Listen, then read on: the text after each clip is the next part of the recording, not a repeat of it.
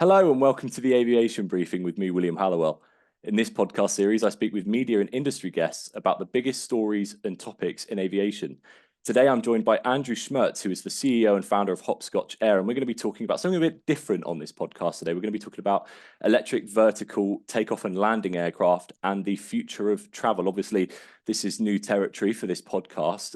We've covered, kind of future aviation topics, things like sustainable aviation fuel, and we will be touching on sustainability and those merits when it comes to eVTOL aircraft. But for now, thank you very much for joining me, Andrew. Thank you, William, and hello from New York City. It's always great to get a lot of different voices on the podcast because I think, being UK based, it's very easy to get, kind of UK companies in, but obviously there's a huge business aviation market in the US, and particularly where, eVTOL aircraft are concerned. But let's start kind of with the basics. I mean, what are eVTOL aircraft, and what is the potential of these aircraft to, kind of transform the future of flight? I think the eVTOL and the VTOL space, because VTOLs are being developed that are gas-powered, represent the most exciting developments in aviation in more than 100 years. But there are significant challenges attached to that. It's exciting here in the United States because our regional travel system is a disaster. Most people travel by car, the roads are falling apart, the infrastructure hasn't been rebuilt, and the traffic is a nightmare if you're traveling anywhere. And most people travel by car when they're going, within 300 miles of their home. In the airline space, the regional airlines are falling apart. And it's true. If you fly from New York to, say, Italy, that's about a couple hundred miles, I don't know if there's airline service anymore that will take you to these places. They're facing economic pressures. They're facing pilot shortages. Pilot salaries are going up. So we need a solution in the regional travel space and that consumers will accept. And that's, I think, where eVTOLs and VTOLs come into play. The challenges, however, are numerous. And as with any new technology and any new way of transporting people, there's going to be challenges. And the number one challenges they face right now, I think, is the battery technology. Will the batteries be lasting long enough so you can actually go somewhere?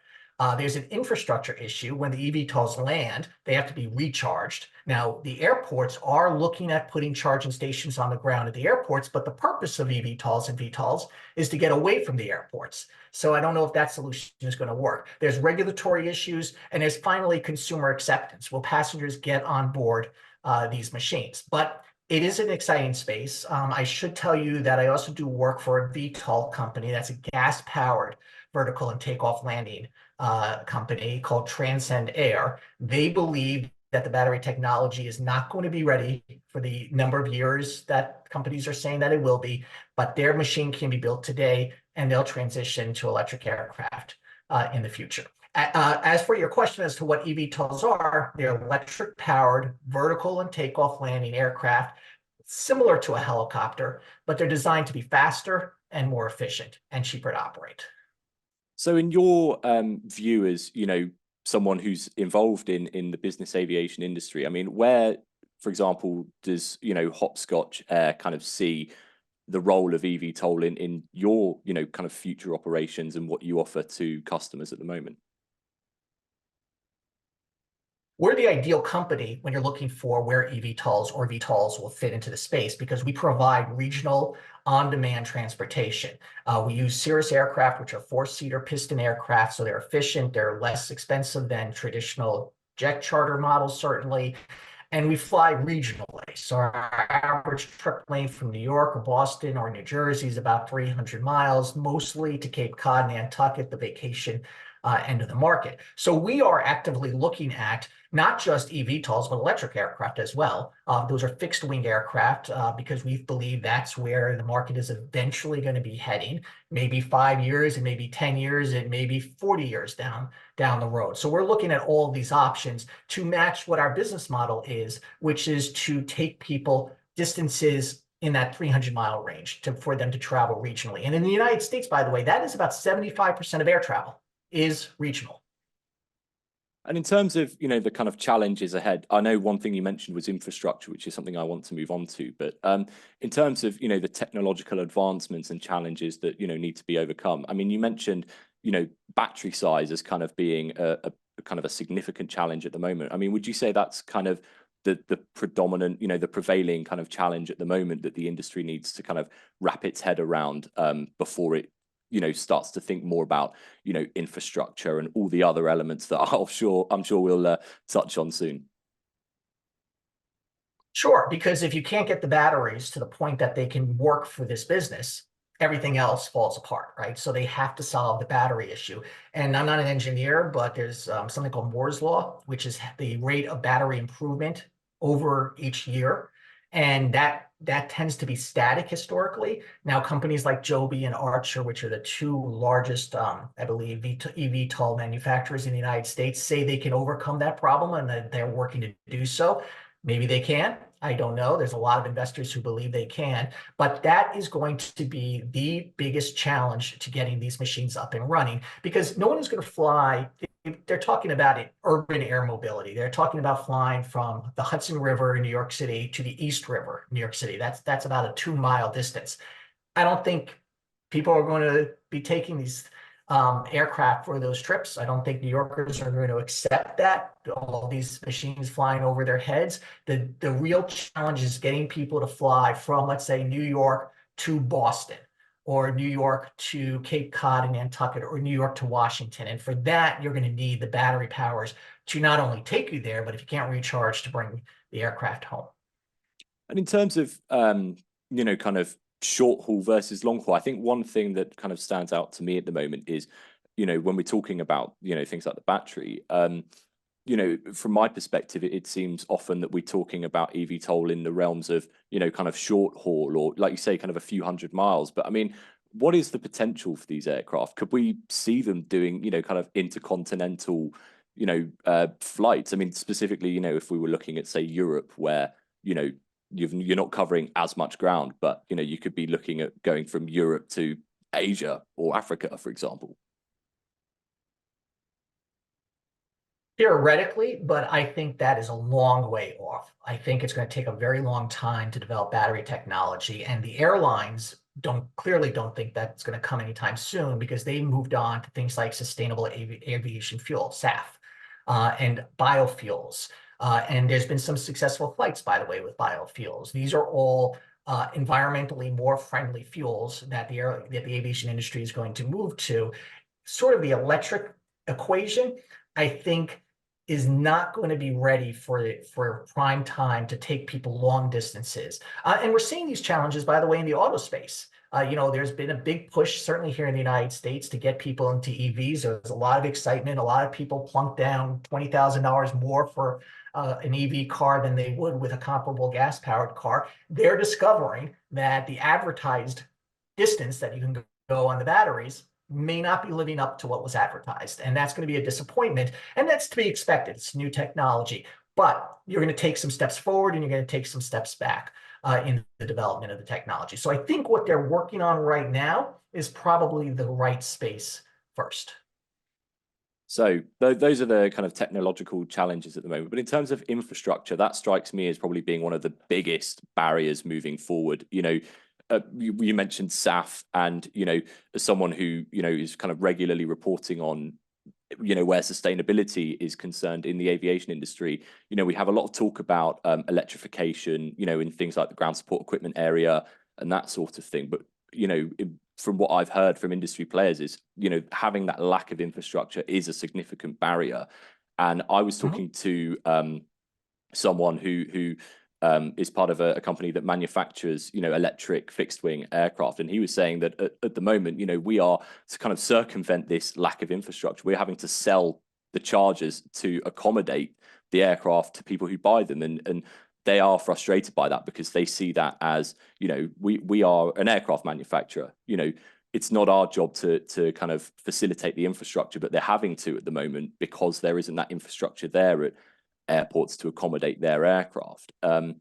In terms of where eVTOL are concerned, I mean, what are the next steps ahead in terms of ensuring that infrastructure is there?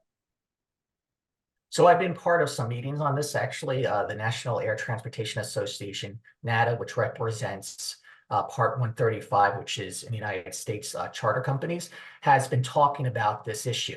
The airports, on one hand, want chargers.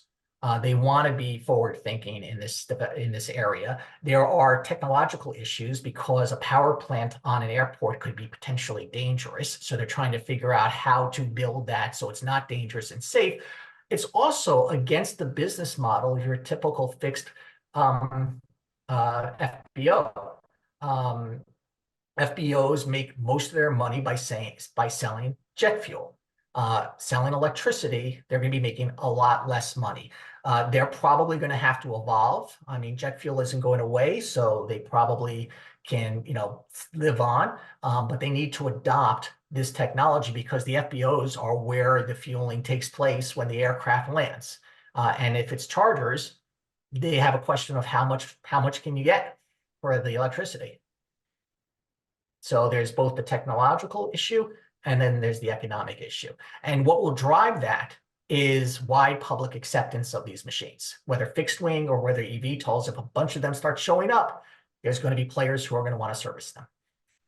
And how do we encourage, uptake potentially from the customer side, the end user side of this? Because, it's that whole thing about the innovation life cycle where you've got this kind of skepticism at the moment and a bit of, uncertainty, from, I suppose, industry as well to an extent. I mean, what can the industry do to kind of stimulate interest in this particular kind of air travel as being, the future? It's a very good question because this industry is not known for its forward-thinking abilities. That is the knock on the aviation industry, and I think everyone can agree to that. What the industry can do is primarily build an aircraft that will work, meet customer expectations, and primarily be safe. If you have a bunch of them hit the market in the first week and a number of them go down, or if one of them goes down, that's going to set back development of these for years and years. However, at least in the United States, Americans tend to get on machines that are new. They are adventurous, and they are also price conscious. So if it's the price, if the machines are reliable and safe, that formula, and not in that order necessarily, that formula should get people to accept them. And I go back to the regional transportation problem in the United States. We don't have a good train infrastructure. So anything that makes travel easier, I think will be accepted. So moving on slightly, I think one area that kind of interests me certainly is, we have a lot of talk about, infrastructure and all the kind of technological as well, these advancements that need to be made. But I mean, what role will, legislative, and agency bodies have in terms of regulation in the kind of bringing these to market, as it were, and kind of getting this particular very niche sector kind of underway? What can we expect, or what can we call on in terms of where governments and agencies are concerned in actually getting these aircraft in the air? Well, what I could say from my experience is that the FAA is throwing a lot of resources at this. There's a lot of criticism that they're throwing too many resources at it and ignoring the rest of the industry that is actually in business and flying with the public right now. So there is a lot of resources being thrown at it by the FAA, but there are regulatory questions from a technical standpoint on how the aircraft are going to be certified, what the pilot certification is going to be, and then the business model, what regulation is it going to operate under, or do we have to write a whole new bunch of regulations? Right now, the concept is that it's going to fit into sort of the powered lift regulation. That's what the FAA is thinking right now. And the Part 135, which is in the United States, the charter regulation, or small aircraft commuter airline regulation. Those regulations they're going to try to get and fit these aircraft into. And if that is the case, that's going to speed the certification process. But if they need to write a whole bunch of rules and laws, the FAA is going to take forever to do that, and Congress will probably have to get behind something. And in your view, then, I mean, what's potentially the time span for this? Because it's interesting. Last week, I was at a Sustainable Future Aviation symposium at Coventry University in the UK, and I was listening to the managing director of FlexJet talk about eVTOL, and he used a rather amusing phrase. He said, "We need to get over the certification valley of death and move towards this slope of enlightenment." That's not verbatim, but it's essentially, what he was saying in terms of, moving forward where it comes to, certification. So, I mean, in terms of, a time span, and then again, looking at the life cycle of innovation, I mean, what are we looking at? Are we looking at, several decades down the line, or is it actually, closer than we might think? I mean, both Joby and Archer expect to be flying a conformed aircraft next year, and then have one on the market in 2 years. I think that's an aggressive schedule. You always want to say in aviation, put out an aggressive schedule, but you never really meet those deadlines. You don't meet the deadlines because of things you do. You don't meet the deadlines because of government slowdowns. But if they solve the problems that we alluded to, these could be available, not saying they're going to be marketed to the public within the next few years. Then comes the question of where they're going to operate, what's the infrastructure, and what people are going to get on board the first flight. And so in terms of, again, regulations and, where legislative intervention is also concerned, I mean, what are the implications of these for the, the wider aviation industry? Well, on the legislative side, I think Congress is going to get behind it because most of Congress represents rural communities, and rural communities in the United States are losing air service. You cannot get an airline to fly you anywhere at your local airport anymore. So they're going to be looking for alternatives and probably want to support this industry and hopefully for them jumpstart the business. That could be a significant jumpstart to the industry. And then it comes down to the FAA and what it's willing to do and how far it will go. But the process is going to take time. And we have to see, because I'm not entirely sure, by the way, when you look at the companies, what the business case is for the aircraft. They're focused on getting them to work. Whether they're focused on a business plan to make them work, to make it a viable industry, I think is still up in the air. You need operators. You need airlines to adopt them. You need new thinking people who may want to start airlines to start an airline using them. And that equation hasn't quite come together yet because, and rightfully so, because they don't exist just yet. And in terms of, kind of looking at the global sector in this sense, do you think that, what you kind of explained there will extend more broadly to the, the global industry as far as where business aviation is concerned? Absolutely. In fact, a continent that should be looking at this is Africa. And I'm very familiar with Africa. In a former job, I spent a lot of time in Nigeria.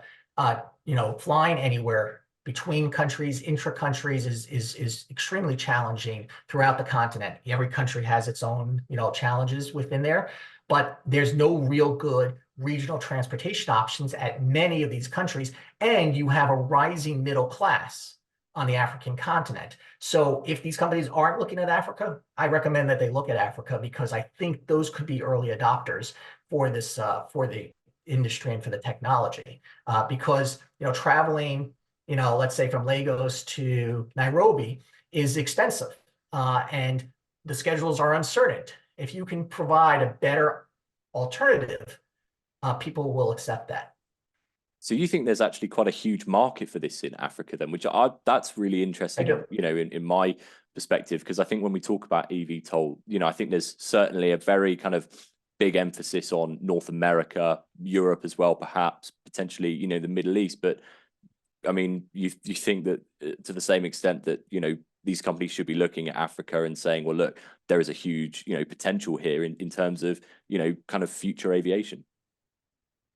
I do. And look at business aviation in Africa. We have seen a significant increase in business aviation over the past 10 years throughout Africa, and that's because of the rising wealth and because of the transportation challenges that matches what business aviation and private aviation can provide. With eVTOLs or VTOLs, that is a ripe market because there is, to use a bad cliche, a lot of runway there. for this business. And don't discount Africa. Everybody wants to set up shop in North America because the United States is the largest consumer market in the world. There's a lot of wealth, but it's also a very crowded space. Red ocean, blue ocean. The United States is the red ocean. There are a lot of sharks. I think parts of Africa are the blue ocean. And possibly the regulatory environment may be a little bit more friendly in Africa for these companies. But don't discount Asia and Europe as well. I think the markets are there everywhere, and people should be looking at everywhere to get this off the ground. But don't discount Africa as a point of entry. And in terms of kind of the financing aspect, I mean, how can the industry work with, both public and private sectors to get that financial investment, potentially as well, I suppose, regulatory bodies, the FAA, the governments as well, to ensure that, we can make this, or that the industry can make this a reality? I think most of the investment has been coming from private equity. I could be wrong about that right now, but if you look at Joby and Archer, there's hundreds of millions of dollars going into this company with no return right now. I think the financing arm of it is going to be largely private equity. When we're a little further along, you may start to see some government incentives, as you have with electric cars, but I think they need to get further down the road to get to that point. And in terms of, I know we're kind of rapidly moving through, kind of topics on this, but I think there's just so much to cover.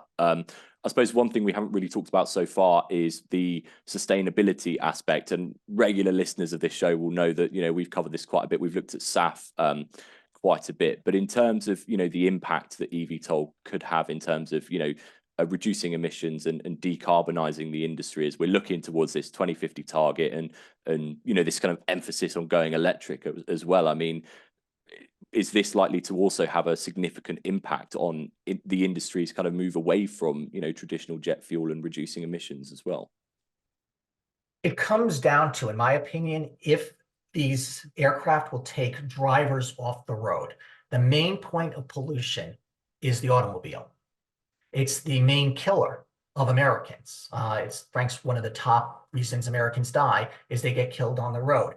But from a pollution standpoint, it's the automobile. I have not seen significant evidence that air travel causes significant pollution. Obviously, any aircraft that is not emitting emissions is one aircraft that's reducing emissions, and that's a good thing. But I honestly believe for the industry to be successful and to have a significant environmental impact, it's about taking cars off the road. And you can do that with eVTOLs, not just flying them, but if you put them where people live, if you don't have to drive to the airport. So right now, if you have to get on a plane, you have to slog your way through, New York City, Midtown New York traffic at 4 p.m. on a Friday, where everybody's going the same direction, where it takes you 90 minutes to go 5 miles, polluting the air all the way there. But if you can take that out of the equation, I think you'll have a domino effect and improve the environment across the board. Well, look, I certainly think this is a very interesting topic. I suppose sustainability is going to be a huge factor in this, I suppose, in terms of marketing this to the end user certainly as well. But look, Andrew, thank you very much for joining me today. It's been a really interesting discussion, and it'll be interesting to see where we go from in terms of a few years down the line. Thank you, William. I enjoyed it. It was a lot of fun. Appreciate it. Thank you very much for listening to the Aviation Briefing with me, William Hallowell.